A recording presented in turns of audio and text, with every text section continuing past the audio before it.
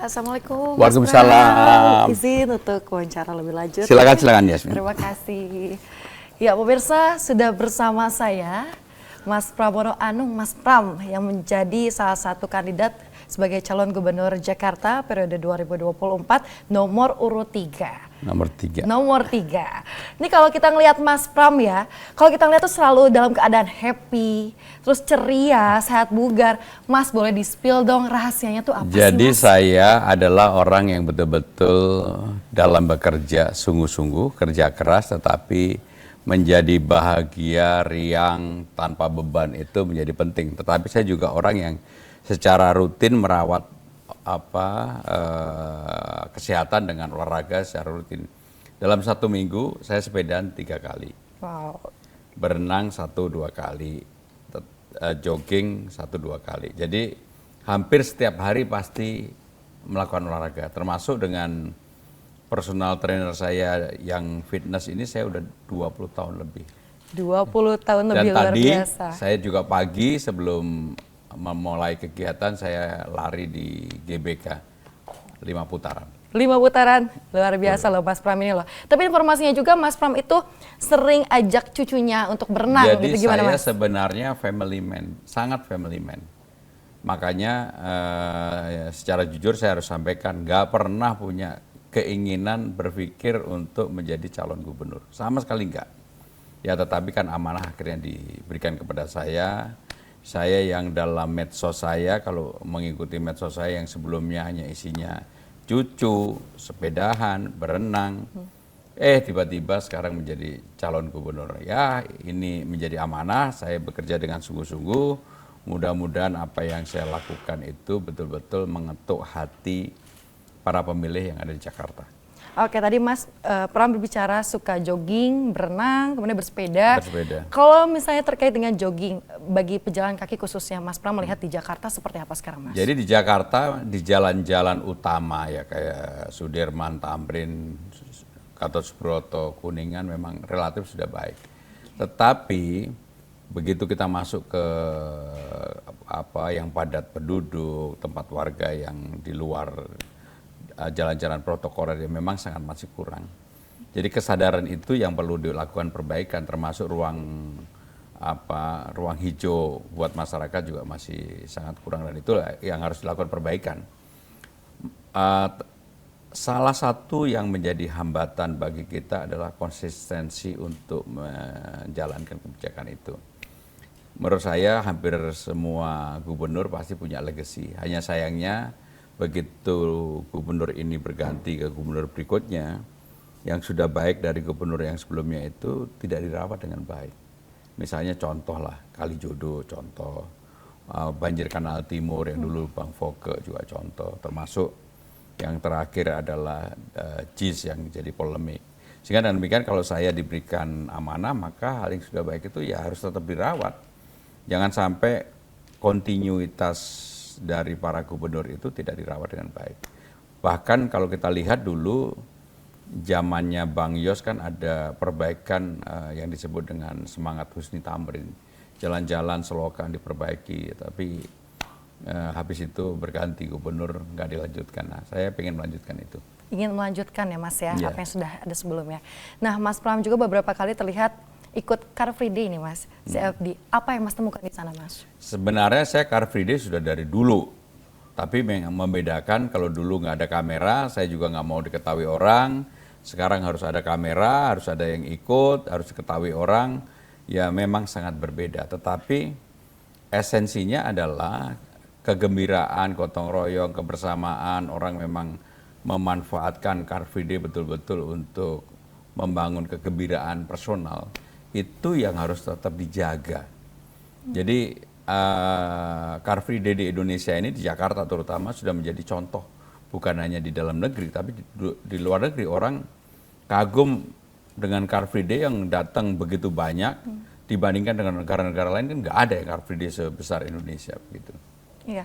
Dan Mas kan kalau misalnya di Jakarta kita udah tahu di daerah Sudirman Tamrin masyarakat sering datang di hari Minggunya untuk Car Free Day, tapi untuk masyarakat yang berada di sisi-sisi Jakarta yang berbatasan dengan kota-kota lain begitu ya, aglomerasi seperti apa Mas nantinya Ya Mas? memang ada beberapa yang melakukan Car Free Day, tapi tidak seheboh, sehappening di Sudirman Tamrin lah. Itu adalah kenyataan.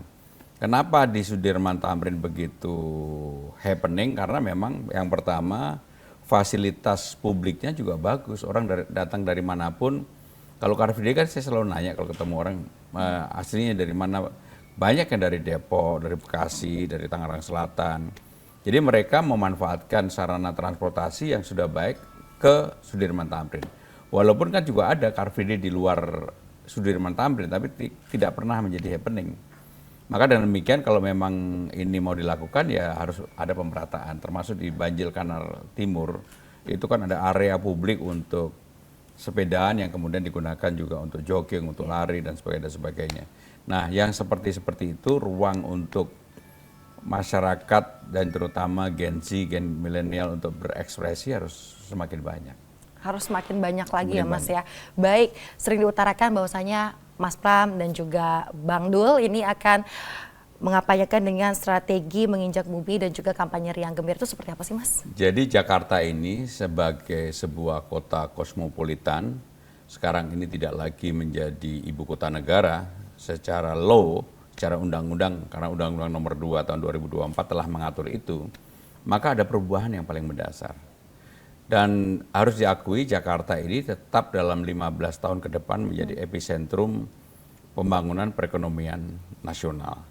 Maka yang kami lakukan, kenapa saya sebut dengan menginjak bumi adalah karena Jakarta sekarang menjadi kota global dan pusat perekonomian nasional, maka perbaikan-perbaikan untuk hal yang mendasar supaya siap menjadi kota global sebagai kota kosmopolitan seperti New York, seperti Montreal, seperti Sydney, seperti Shanghai, itu harus dipersiapkan. Nah, supaya siap apa yang harus dilakukan adalah persoalan yang menjadi dasar di masyarakat diselesaikan. Sehingga dengan demikian saya bukan orang yang kemudian menjanjikan untuk membangun perkantoran baru atau membangun JIS baru, tetapi lebih menyelesaikan yang ada, memperbaiki, tetapi juga tidak kalah penting adalah melakukan terobosan, karena ini kota besar dan Jakarta akan menjadi pusat fiskal maupun ekonomi nasional. Maka untuk itu, seperti yang saya sampaikan, saya mengusulkan Jakarta harus punya yang namanya Jakarta Fund. Jakarta harus bisa menjadi investor bagi Jakarta sendiri, tapi juga bagi daerah lain.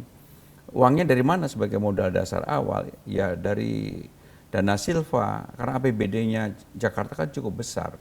APBD-nya sekitar 85 triliun, silvanya sekitar 5 triliun.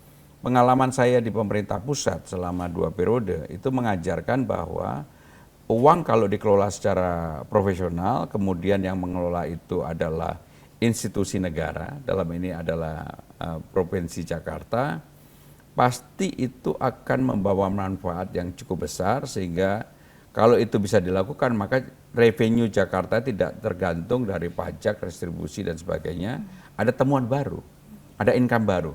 Dan kalau itu bisa dilakukan, maka banyak hal bisa dilakukan untuk misalnya dana abadi pendidikan, kebudayaan, olahraga, dan sebagainya.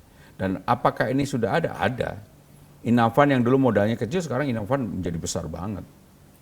Dan cara itu saya punya pengalaman dan itu bisa dilakukan untuk Jakarta Fund. Sehingga temuannya banyak lah. Di samping hal yang bersifat fisik, infrastruktur kita perbaiki, tetapi tidak kalah penting adalah memberikan ruang inovasi bagi Jakarta. Gitu.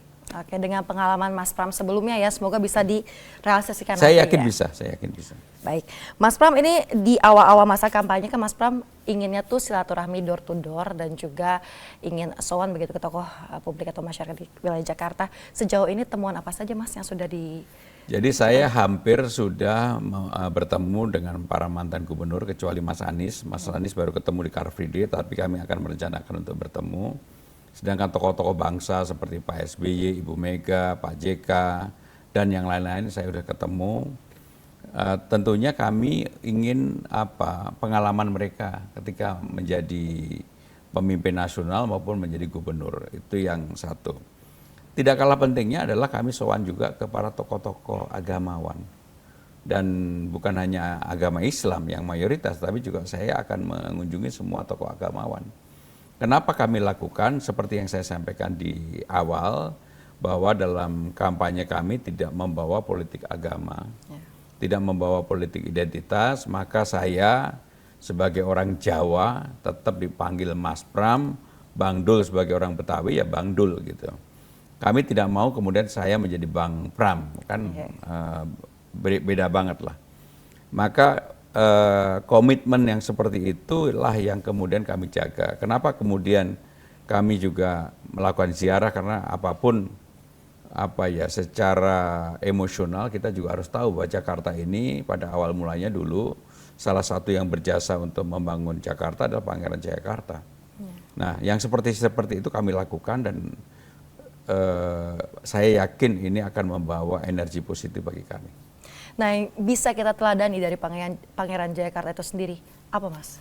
Jadi Pangeran Jayakarta kan salah satu pejuang bangsa yang berani melawan VOC yang dipimpin oleh Jan Pieter Soenkoen pada tahun 1602 sampai dengan 1619. Bahkan yang namanya Pangeran Jayakarta itu meninggalnya tidak diketahui sebenarnya. Ada yang mengatakan dalam kurun waktu 1640 dan jasadnya ataupun ininya tidak diketahui. Nah, tetapi keberanian untuk melawan VOC kemudian membangun sebuah peradaban baru bagi kaum Madani, itulah kelebihan dari Pangeran Jayakarta. Dan Jatinegara itu menjadi Jatinegara adalah ketika beliau yang sebenarnya yang memberikan nama dan sebagainya. Oke, baik, berarti hal-hal tersebut yang bisa diteladani oleh kita ya Mas saat ini ya. Ini terkait dengan menilik, sekarang kan pemilih banyak yang Gen Z Mas, termasuk saya. Nah, untuk Mas Pram sendiri beserta tim, kira-kira kiat-kiat apa nih yang nanti akan dilakukan, khususnya di media sosial Mas? Saya termasuk orang yang sudah lama tidak di ruang publik, terutama di media televisi. Tetapi untuk media sosial, baik itu di IG, di Twitter, saya ya masih kepo lah, ingin melihat bagaimana percakapan yang ada di ruang publik. Kalau dilihat, cara berpikir Gen Z ini sangat berbeda dengan milenial maupun ya kolonial yang lebih tua-tua lah ya. Lebih boomers mungkin ya. Mereka lebih pragmatis, cara berpikirnya lebih lugas, mereka juga hampir 3 jam. Saya kebetulan sudah melakukan survei terhadap ini. Mereka menghabiskan waktu 3 sampai 3,5 jam di depan gadget maupun medsosnya. Sehingga dengan demikian cara berpikirnya lebih rasional.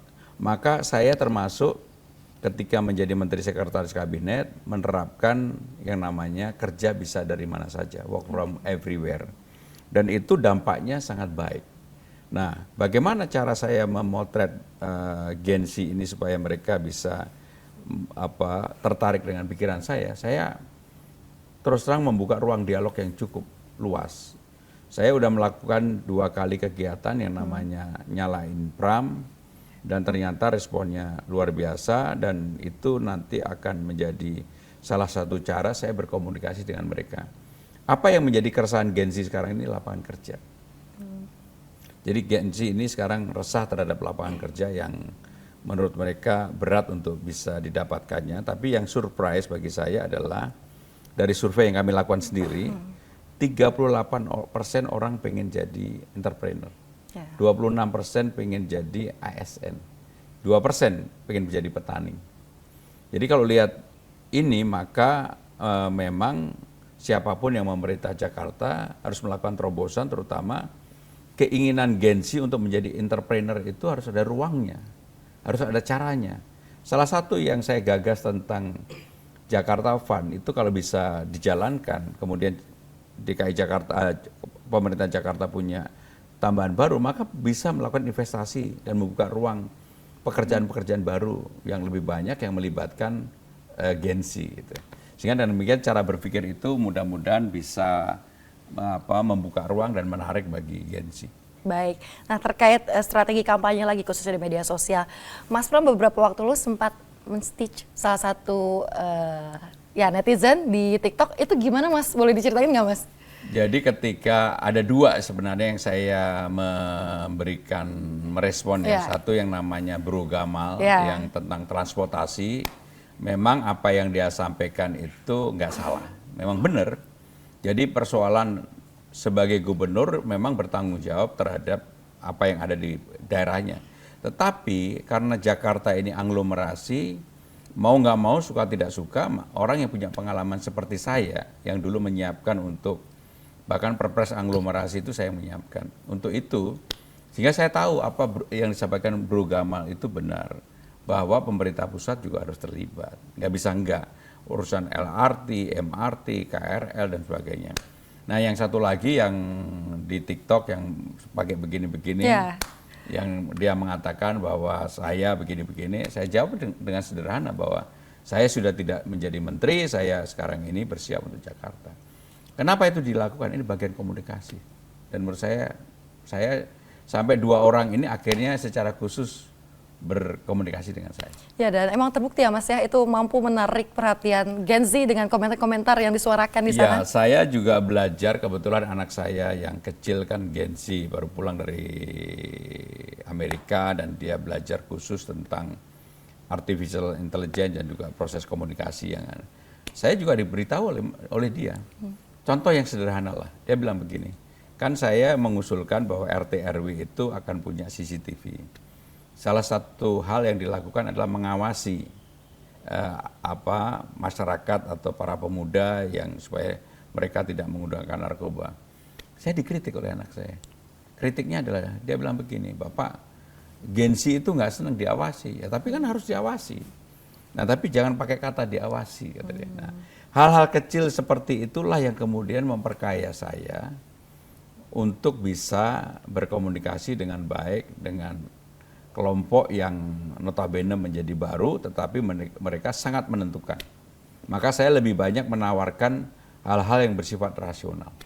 Oke, Mas Pram, di media sosial kan banyak sekali fitur-fitur unik dan juga sebenarnya menguntungkan begitu untuk ajang promosi dan lain sebagainya. Contohnya adalah live streaming mungkin di TikTok ataupun di Instagram. Mas Pram ada kepikiran nggak ingin coba fitur itu juga? Beberapa saya sudah melakukan untuk live streaming ketika acara Nyalain Pram, saya juga minta untuk live streaming di IG saya maupun di TikTok. Dan responnya sih oke gitu. Tapi saya juga tahu Gen Z ini kalau terlalu yang serius bicara tentang program, visi misi, mereka nggak terlalu tertarik. Tetapi kalau disampaikan lebih happening dengan cara bahasa mereka dan dengan ada joke-joke dan ada hal yang bersifat refreshing, mereka lebih tertarik. Sehingga saya akan melakukan dengan cara itu. Akan melakukan dengan cara itu. Tinggal tunggu waktunya aja ya Mas ya. Nah Mas Pram dan juga Bang Rano sudah menyampaikan kepada publik sejumlah poin ataupun sejumlah sederet-sederet janji apa saja yang nanti akan disampaikan. Salah satunya terkait dengan ini Mas, seluruh fasilitas transportasi umum ramah difabel nanti seperti apa Mas yang akan dilakukan? Jadi saya juga pengalaman pribadi ya, supaya saya bisa membaca apa yang menjadi persoalan difabel ini. Salah satu kelemahan kita adalah sarananya ada, tapi tidak dibuat dengan baik. Tidak diselesaikan final touch-nya itu secara baik. Contohnya, di tempat untuk Transjakarta, begitu difabel itu nggak semuanya bisa turun dengan gampang. Pertama, jarak antara mobil dan ini nggak ada penghubung yang... Kalau di negara-negara yang sudah sangat sadar akan difabel, itu biasanya nggak ada ruang untuk turun yang kemudian bisa menimbulkan katakanlah gangguan ataupun bahkan juga mencederai para difabel. Nah, hal-hal yang harus disempurnakan adalah hal yang seperti itu. Bahwa ada, terutama di jalur-jalur utama. Di koridor yang utama, koridor Tamrin, Sudirman, Gatot Subroto sih ada.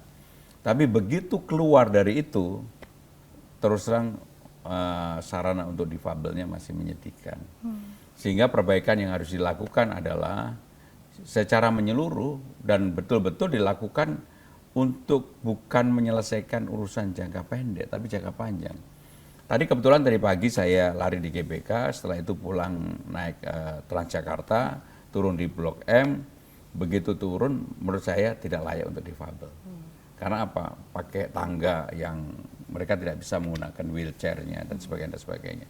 Nah, yang seperti itu harus diperbaiki.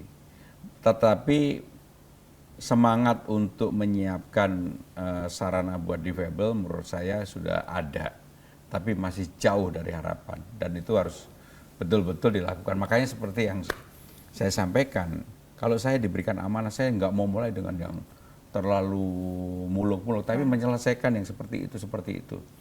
Di Jakarta ini ada 252 halte. Transjakarta itu panjangnya 2.300 km, terpanjang di dunia. Tetapi persoalannya adalah konektivitasnya kurang baik. Ada beberapa koridor, sekarang ini ada 14 koridor, ada yang koridor kemudian tiba-tiba ditutup karena Jack Linko-nya tidak berjalan dengan baik. Nah, persoalan-persoalan itulah yang harus diselesaikan. Oke. Jadi menyelesaikan hal-hal yang mungkin dianggap kecil bagi orang lain dan tidak terperhatikan, itu menjadi yang harus dilakukan. Secara gitu fasilitas ya harus diakui bis Transjakarta kita bagus. Nggak kalah dengan negara-negara seperti Singapura, terutama juga mobil listriknya. Yeah. Saya udah pernah nyoba, bagus banget. Tadi di dalam bus juga bersih. Hanya memang begitu kita keluar, tidak semua tempat itu sarananya lengkap gitu. Tadi kebetulan saya keluar di Blok M, begitu keluar langsung jalannya trap gitu, undak-undakan. Kalau pertanyaan tentang difabel pasti nggak bisa lewat. Yeah.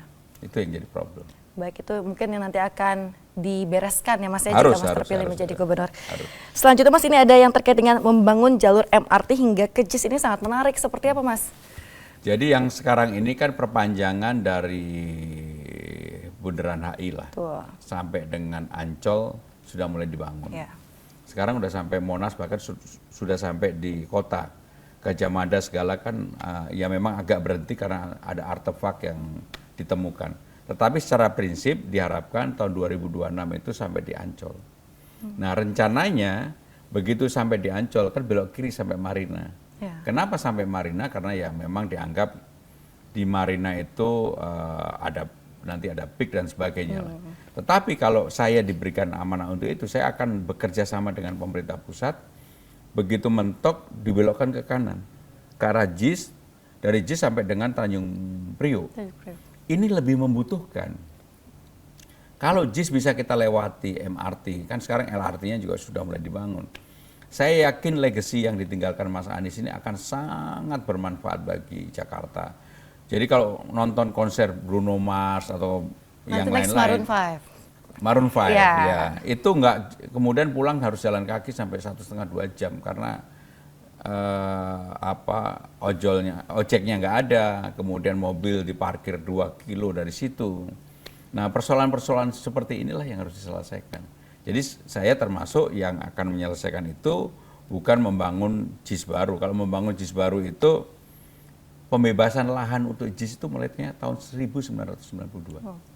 Bahkan kebetulan waktu itu saya sekretaris Presiden Megawati di tahun 2001 ketika Bu Mega jadi presiden, kan waktu itu krisis moneter. Keluarlah peraturan presiden memberikan ruang kesempatan kepada petani JIS waktu itu, disebut petani BMW karena namanya dulu belum JIS lah. Itu untuk bisa menggunakan lahan itu. Sehingga proses pembebasan lahan JIS itu mulainya tahun 1992. Baru selesai di eranya Pak Jokowi 2013-2014. Dibangunnya di eranya Mas Anies. Mas Anies. Okay. Itulah sejarah kita. Jadi nggak mungkin menurut saya membangun fasilitas seperti JIS yang di Jakarta kalau untuk membebaskan lahan aja begitu lamanya. Ya, jadi lebih baik menyelesaikan problem hal yang ada. Ya. Oke, selanjutnya Mas, ini ada juga program untuk kelompok minoritas. Sebenarnya siapa saja Mas sasarannya dan bagaimana programnya? Jadi gini, yang namanya gubernur itu harus adil. Kalau untuk agama Islam ada program yang namanya BOTI untuk marbot, guru ngaji, ketua dewan masjid, mereka diumrohkan. Menurut saya untuk non Muslim juga harus yang sama dengan sesuai dengan apa yang presentase dan sebagainya. Misalnya lah untuk Katolik dan Kristen Holy Land, orang diberikan kesempatan untuk ziarah ke hal-hal yang dianggap sebagai leluhurnya, termasuk Hindu, Buddha dan sebagainya. Sehingga dengan demikian maka yang namanya pemimpin di dalam membuat program itu harus adil bagi siapa saja. Nggak boleh ada diskriminasi. Dan saya akan melakukan itu. Berarti harus sama ya Mas ya? Harus Adil, sama, rata harus sama. ya Mas Iya. ya? Jangan kemudian karena mayoritasnya Islam yang diumrohkan Bolti Holy Indio hanya yang Islam aja, enggak, semua agama. Semua agama, baik. Mas, ini pertanyaan terakhir tapi bukan berkaitan dengan hobi, bukan berkaitan dengan program kerja, bukan berkaitan dengan yang lain-lain, tapi lebih ke ini nih, kan wakil Mas sendiri, Sidul, Bang Rano, di mata Mas Pram seperti apa sih? Saya chemistry-nya nyambung dan saya bersyukur calon wakil gubernurnya Bang Dul. Bang Dul jauh lebih terkenal dibandingin saya. Sehingga dalam banyak hal untuk mengenalkan awareness popularitas saya terbantu oleh Bang Dul. Walaupun sekarang karena saya udah sering tampil, orang merimain lagi, oh ini Pramono Anung yang dulu yang pernah jadi sekjen partai, wakil sekjen, pimpinan DPR. Akhirnya orang sekarang mengenal lagi. Saya punya pengalaman ketika mendaftar tanggal 28 Agustus, dari 10 orang mungkin yang kenal 1-2. Dan 1-2 itu pun yang pakai baju merah. Sekarang dari 10 orang ya mungkin 7 orang sudah mulai mengenal karena hampir pagi, siang, sore, malam wajah saya ada di mana-mana kan gitu. Ya. Kalau saya lihat juga di media sosial, misalnya di YouTube wawancara Mas Pram dengan jurnalis sebelumnya, banyak komentar di situ Mas, tak kenal maka tak sayang katanya gitu. Yang saya bersyukur juga karena saya lugas apa adanya menyampaikan secara terbuka, saya juga nggak menutup-nutupin termasuk katakanlah apa yang dulu pernah menjadi jejak digital saya nggak pernah menyesal untuk itu. Tetapi saya dimarahin anak wedok saya. Gimana Mas? Katanya, Dad itu kalau di sekarang nggak pantas gitu. Ya udah, kamu marah aja sama saya gitu. Tapi saya bersyukur. Jadi ruang dialog dengan anak itu saya buka. Dan saya juga bersyukur bahwa anak saya mau pulang, kan dia masternya udah selesai di New York. Sekarang membantu saya menjadi advice, menjadi penasihat untuk Gen Z saya. Untuk Gen Z, khususnya medsos ya Mas ya. Khususnya medsos. Baik, terima kasih banyak Mas Pramono Anung atas waktu dan kesempatannya kali Terima ini. kasih, Yasmin. Selamat kembali melanjutkan kampanye riang gembiranya. Semoga selalu dilancarkan ya Mas ya. Terima kasih, terima kasih, terima kasih. Ya, pemirsa, cukup sekian one on one kali ini bersama saya Yasmin Atania. Pamit undur diri. Terima kasih. Sampai jumpa.